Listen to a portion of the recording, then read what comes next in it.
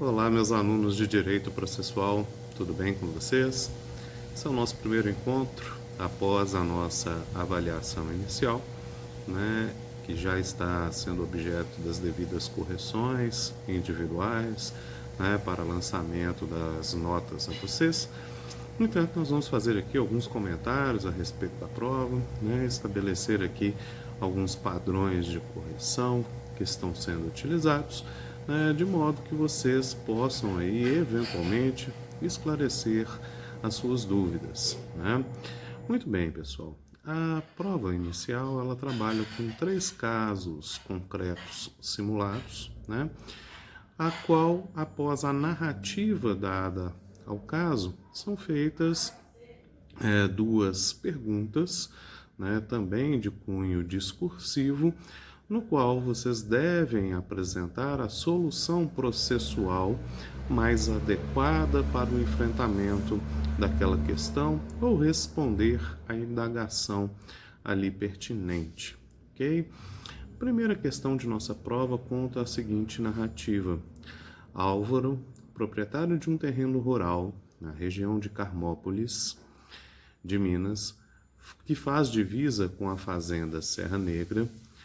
Ambas propriedades são separadas por um rio que cruza terrenos, sendo inclusive essa referência separatória das propriedades constantes do registro dos imóveis.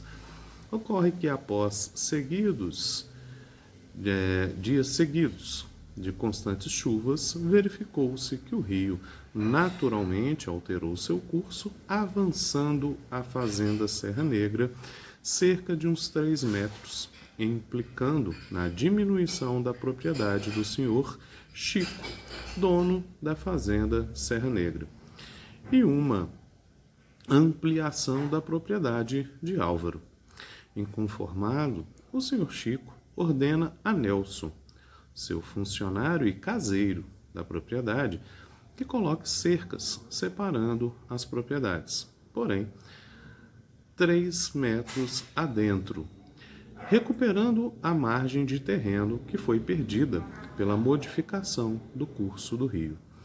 Inconformado, Álvaro ajuiza ação em desfavor de Nelson, determinando que ele se abstenha de colocar as cercas no terreno, ou caso deseje fazê-lo, que a coloque em sua propriedade, situada à margem contrária do rio.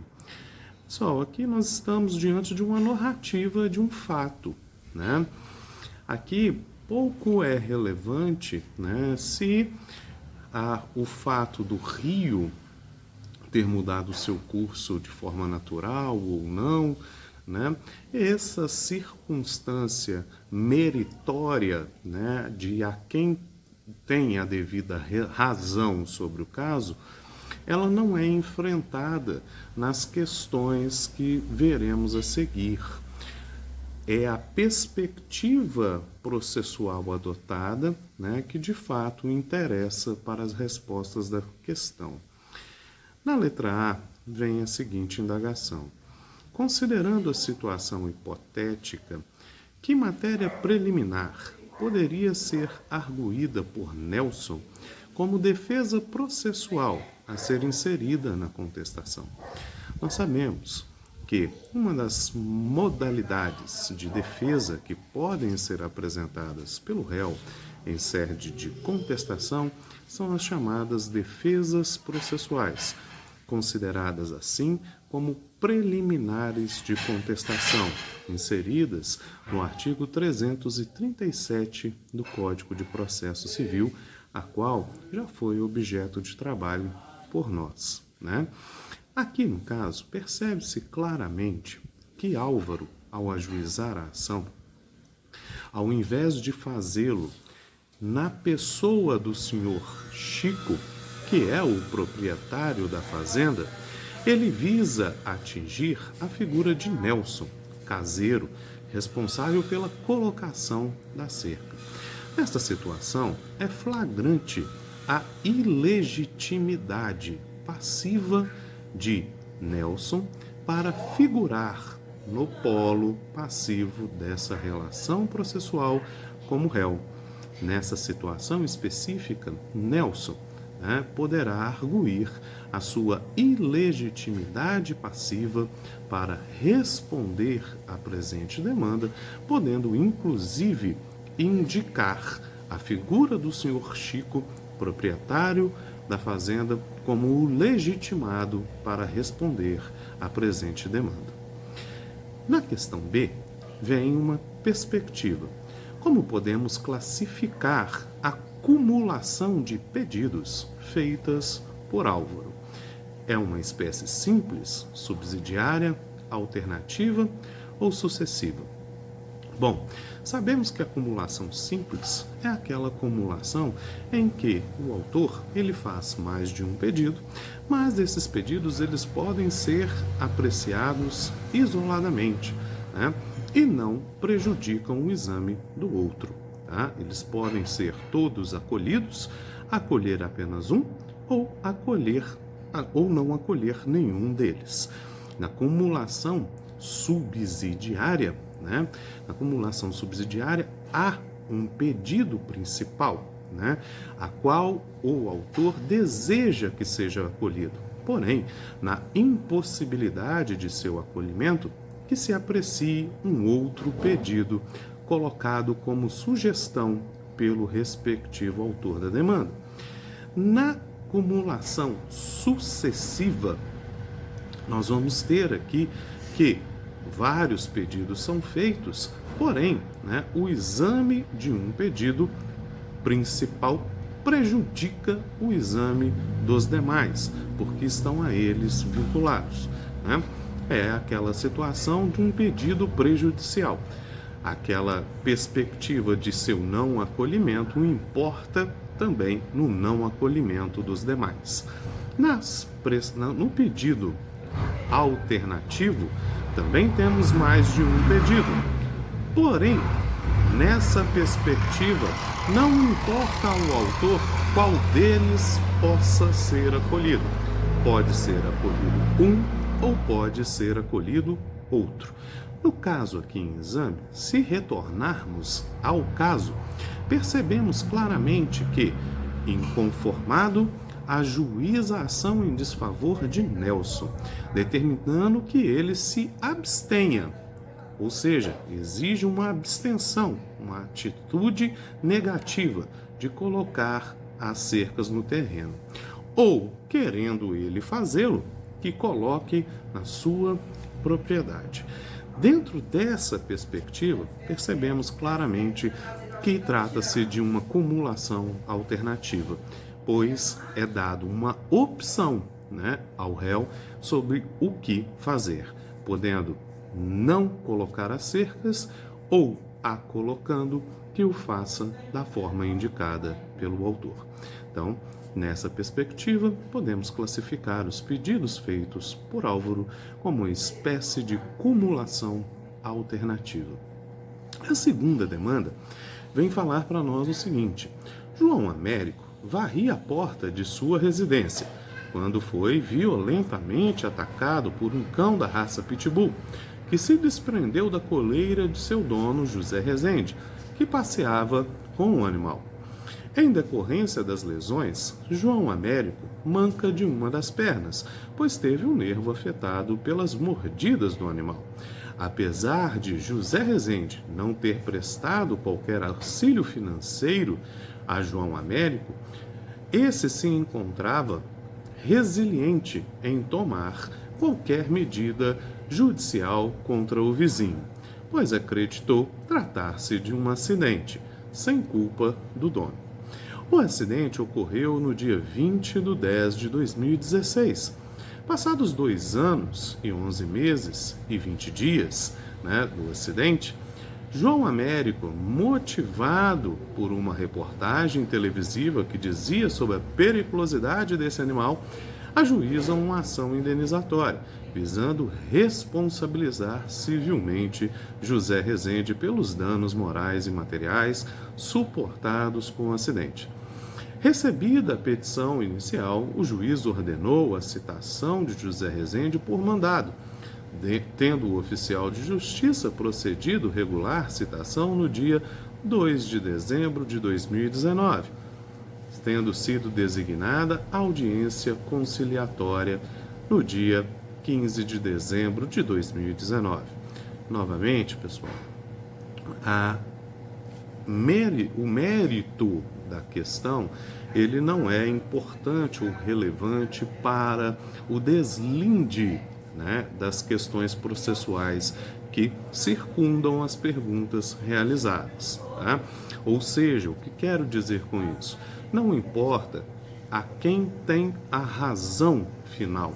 Não estamos aqui apreciando o direito material, né, contido nas alegações, ou no caso concreto exposto, mas tão somente, né, a característica processual que envolve o caso aqui narrado.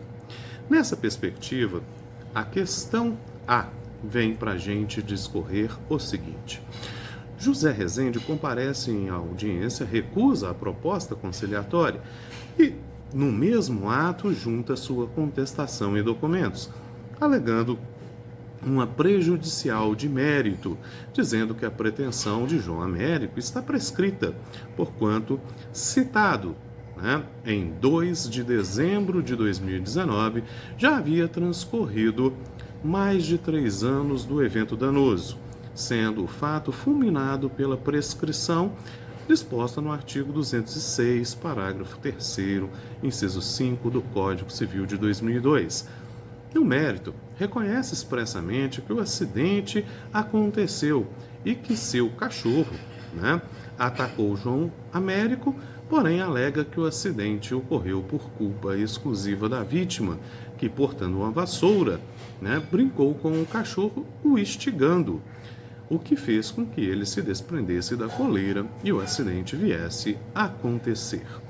Explique qual espécie de defesa material foi realizada por José Rezende em sua contestação. Percebam então que não se quer aqui avaliar o mérito da questão, mas avaliar o tipo de defesa que foi apresentada. Sabemos que dentro da perspectiva processual civil, o mérito, ele pode ser classificado como defesas diretas e defesas indiretas.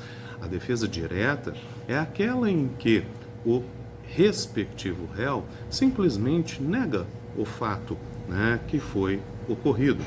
Na defesa processual indireta é aquele em que o réu absorve parcela das alegações que foram deduzidas pelo autor na sua petição inicial, porém, né, apresenta a elas uma nova narrativa, apresentando-se como um fato modificativo, extintivo ou, né, modificativo, extintivo ou impeditivo do direito do autor.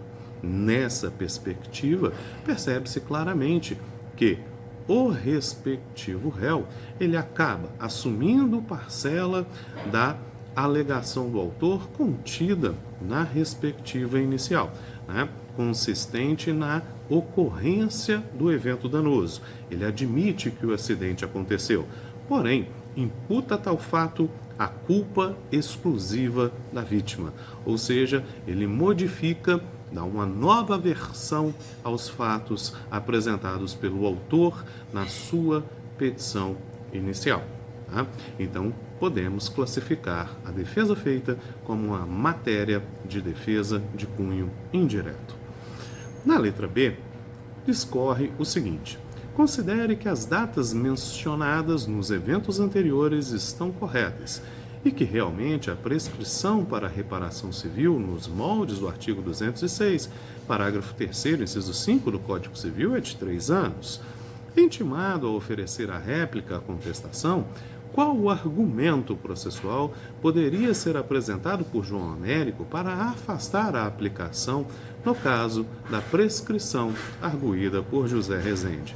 Aqui devemos nos lembrar, né, dos efeitos da citação decorrentes da leitura do artigo 240 do Código de Processo Civil.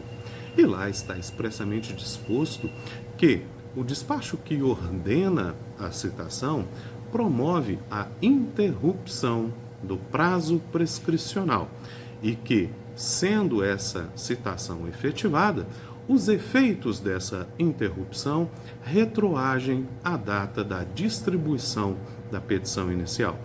Nesse sentido, como a distribuição da petição inicial ocorreu dentro de 2 anos, 11 meses e 20 dias, ou seja, ainda não tinha sido fato afetado pela prescrição.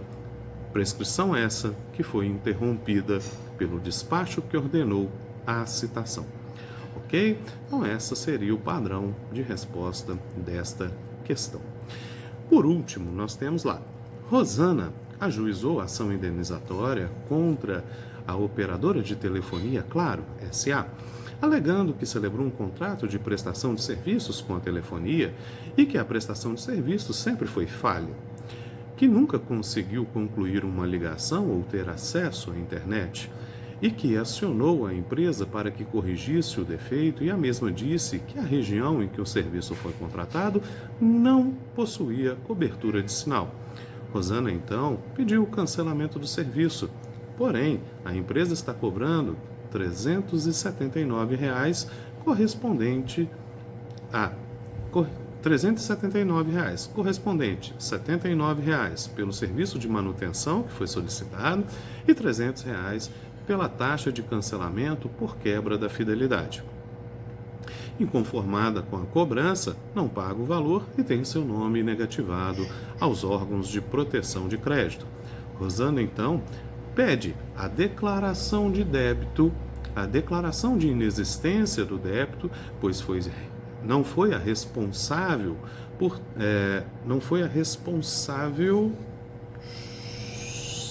pela inexecução do contrato, e a condenação da empresa em R$ 5.000 por entender haver ter suportado danos morais e sido vítima de ato ilícito, pela negativação indevida de seu nome perante o SPC em Serasa. Indicou o endereço para citação do réu pela modalidade postal, pugnou pela concessão da gratuidade de justiça, solicitou a produção de provas e atribuiu à demanda o valor de R$ 5.000.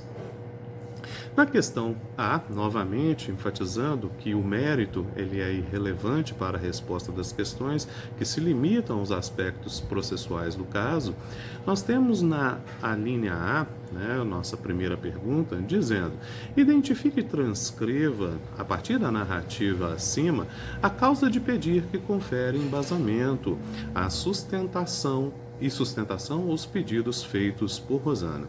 Primeiramente, pessoal, são 2 pedidos que são feitos. Primeiro, a declaração de inexistência de débito e segundo, a condenação da empresa em danos morais. Tá?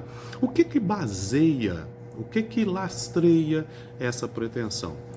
O que lastreia essa pretensão foi o fato de ter sido a autora vítima de um ato ilícito, consistente na contratação de serviços, cuja inexecução se deu por culpa exclusiva da ré e por ter a ré, negativado o nome da autora de forma indevida nos órgãos protetivos de crédito.